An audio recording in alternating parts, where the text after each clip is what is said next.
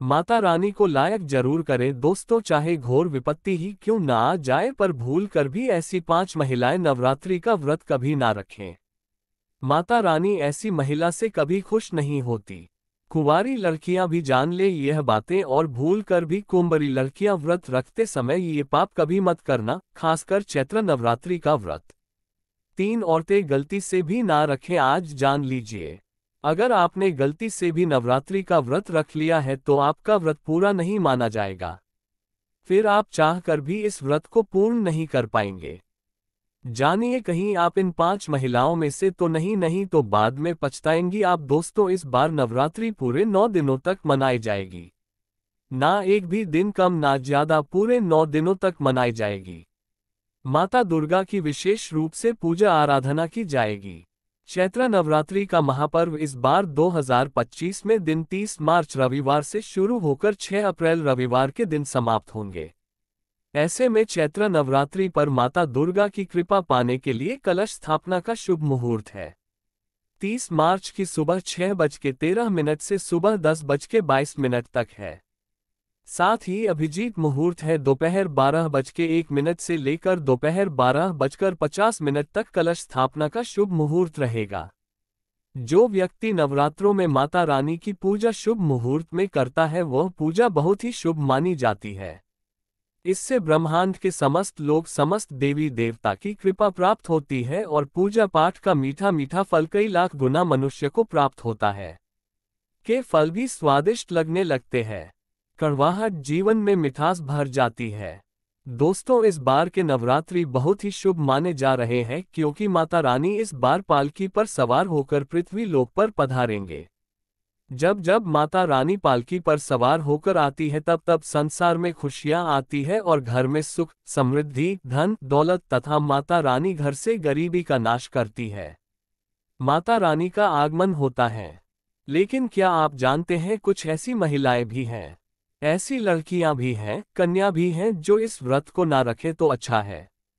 मान्यताओं के अनुसार आज हम जिन महिलाओं के बारे में बात करने वाले हैं उन्हें नवरात्रि के व्रत से हमेशा दूर रहना चाहिए। माता के पास भी नहीं आना चाहिए, नहीं तो माता आपसे क्रोधित हो सकती है। आपके साथ कुछ बुरा हो सकता है। आपके पति किसी संकट में आ सकते हैं। तो चलिए जानते हैं दोस्तों। नंबर 1, तलाकशुदा महिला। शास्त्रों के अनुसार तलाकशुदा महिला या पुरुष नवरात्रि का व्रत कभी ना रखें। ऐसा करने से देवी खुश नहीं होती।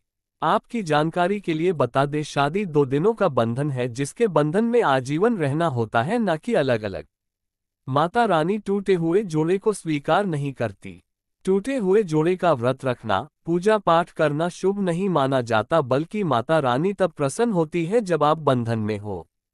खास तौर से पति पत्नी अगर व्रत रखे तो माता रानी सबसे अधिक प्रसन्न होती है और देती है वरदान। ऐसे में शेरों वाली माता बहुत प्रसन्न होती है। इसीलिए दोनों को मिलकर पूजा पाठ करना चाहिए, न कि अलग अलग। दोस्तों, नंबर 2, एक वैश्या को नवरात्रि का व्रत कभी नहीं रखना चाहिए और न ही करवा चौथ का व्रत। शरीर की पवित्रता जब व्यक्ति की खत्म हो जाती है तब वो मैला ही नहीं बल्कि पापी भी कहलाता है। इसीलिए आपकी पूजा कभी सफल नहीं हो सकती। ये व्रत आप कभी ना रखें। दोस्तों, नंबर 3, अगर आपको कोई घातक बीमारी है तो आप इस व्रत को ना रखें। जैसे उदाहरण के तौर पर शुगर की बीमारी, दिल की बीमारी, शरीर में कमजोरी होना, चक्कर आना, बीपी का बढ़ जाना, शरीर में दर्द होना वगैरह वगैरह, तो आप ये व्रत कभी ना रखें, नहीं तो आपके साथ कुछ भी हो सकता है। इसीलिए सावधान रहें। दोस्तों, नंबर 4, अगर आप किसी भी व्रत को दिखावे के तौर पर अपनाते हैं तो शास्त्रों के अनुसार ये घोर पाप माना जाता है। ऐसा करने से आप देवताओं का मजाक ही नहीं उड़ाते, बल्कि आप पाप के भागीदार भी बनते हैं। देवी ऐसे लोगों से प्रसन्न नहीं होती बल्कि उनको बर्बाद कर देती है।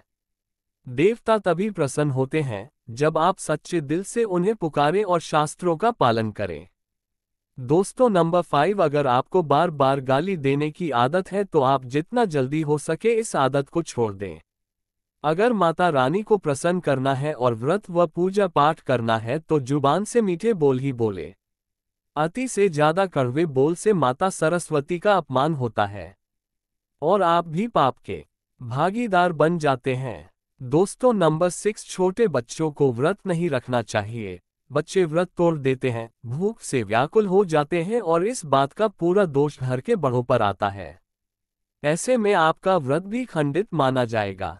बच्चों के व्रत रखने पर, उपवास रखने पर उनके साथ कुछ भी दुर्घटना हो सकती है, इसीलिए सतर्क रहें।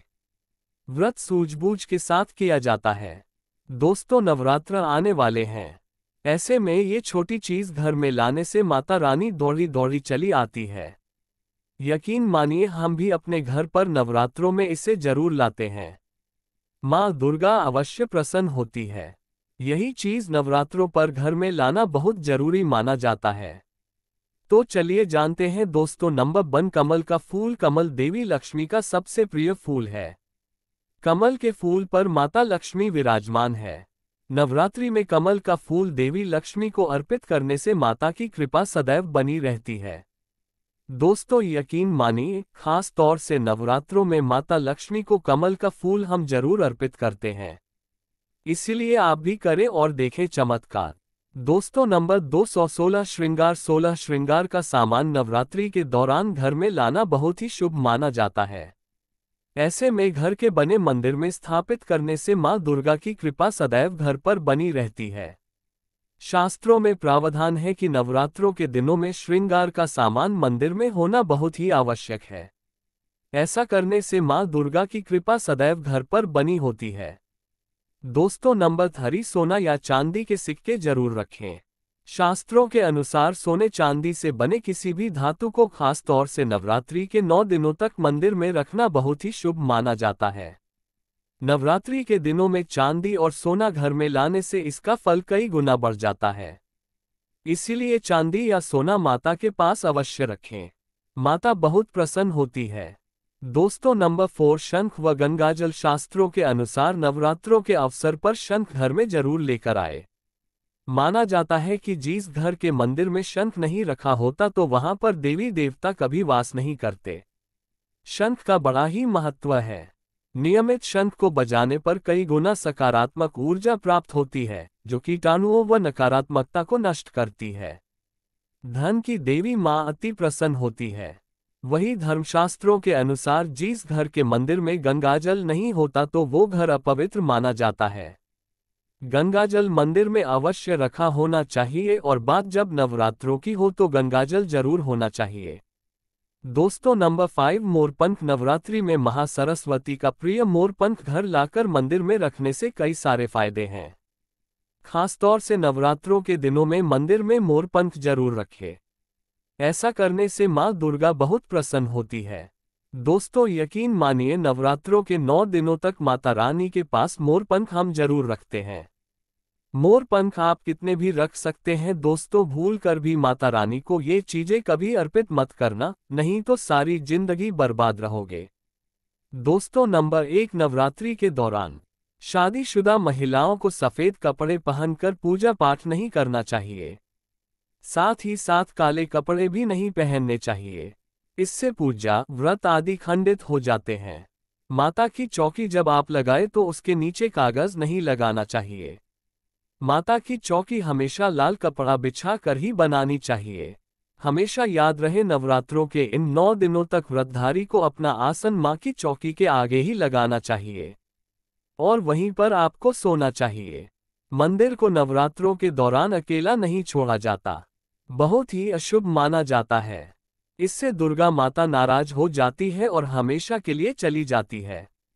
दोस्तों नंबर 2, नारियल। हिंदू धर्म में नारियल को समृद्धि, धन, श्रद्धा और सम्मान का सूचक माना जाता है।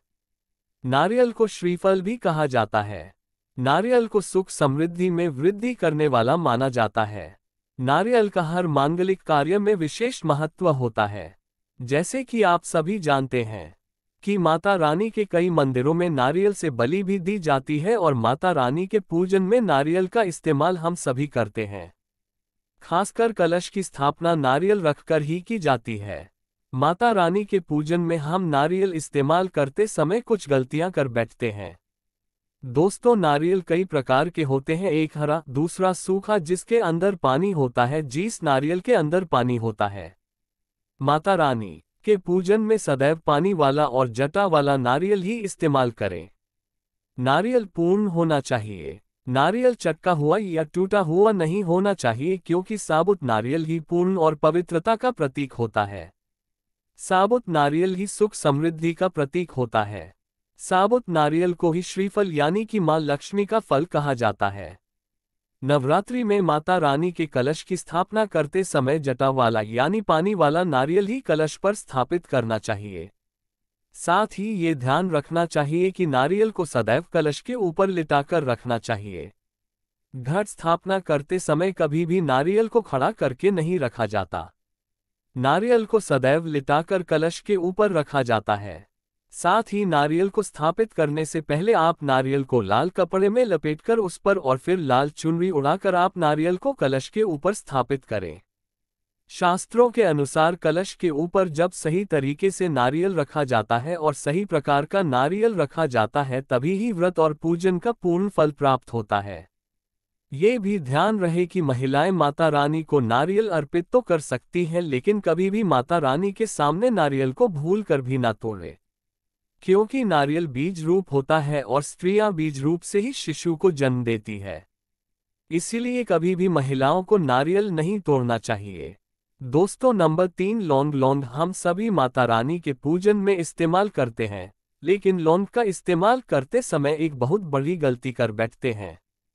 हमेशा ध्यान रखना चाहिए कि माता रानी को सदैव फूल वाली लौंग ही अर्पित करना चाहिए।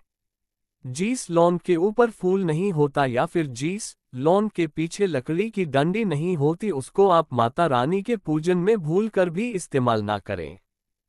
फूल वाले लोगों को ही पूर्ण माना जाता है और माता रानी के पूजन में कोई भी अपूर्ण वस्तु, कोई भी खराब वस्तु या टूटे हुए अक्षत इस्तेमाल नहीं करना चाहिए। माता रानी के पूजन में फूल वाली लौंग का ही इस्तेमाल करें। दोस्तों, नंबर 4, तुलसी के पत्ते अर्पित नहीं करने चाहिए। मां दुर्गा के पूजन में तुलसी पत्र का इस्तेमाल करना वर्जित माना जाता है। तुलसी पत्र के अलावा आंवला भी माता रानी को अर्पित नहीं करना चाहिए और दुर्वा भी माता रानी को अर्पित नहीं करना चाहिए। दुर्वा भगवान श्री गणेश को अति प्रिय है। नवरात्रि में आप भगवान गणेश को दुर्वा अर्पित कर सकते हैं। भगवान विष्णु जी को तुलसी के पत्ते अवश्य अर्पित कर सकते हैं, लेकिन माता रानी को भूलकर भी तुलसी के पत्ते या दुर्वा अर्पित ना करें। माता रानी को सफेद फूल भी अर्पित ना करें। माता रानी को सदैव लाल रंग के फूल अर्पित करने चाहिए। लाल रंग के फूल माता रानी को अति प्रिय है, खासकर माता को गुड़हल और कमल के फूल अति प्रिय है। शास्त्रों में बताया जाता है कि घर में माता रानी की 2 या 3 मूर्तियां या फोटो नहीं होने चाहिए। इस बात का भी आप विशेष ध्यान रखें कि माता रानी के पूजन में कोई भी खंडित चीज इस्तेमाल ना करे। खंडित चीज जैसे कि चटका हुआ या टूटा हुआ दीपक या फिर चटका हुआ कोई बर्तन। साथ ही ये भी ध्यान रहे कि लोहे के और प्लास्टिक के बर्तन आप माता रानी के पूजन में इस्तेमाल न करें, क्योंकि प्लास्टिक के चाइनीज बर्तन हड्डियों के पाउडर से मिलकर बनते हैं। ऐसा ना करें। ऐसे बर्तनों को माता रानी के पूजन से सदैव दूर रखें। माता रानी को जो पुष्प अर्पित कर रहे हैं, उन्हें सूंघे नहीं, सूंघे हुए फूल या गिरे हुए फूल या मुरझाए हुए फूल माता को अर्पित ना करें। दोस्तों, कमेंट बॉक्स में लिखे जय माता दी जानकारी पसंद आए तो एक लाइक जरूर करें।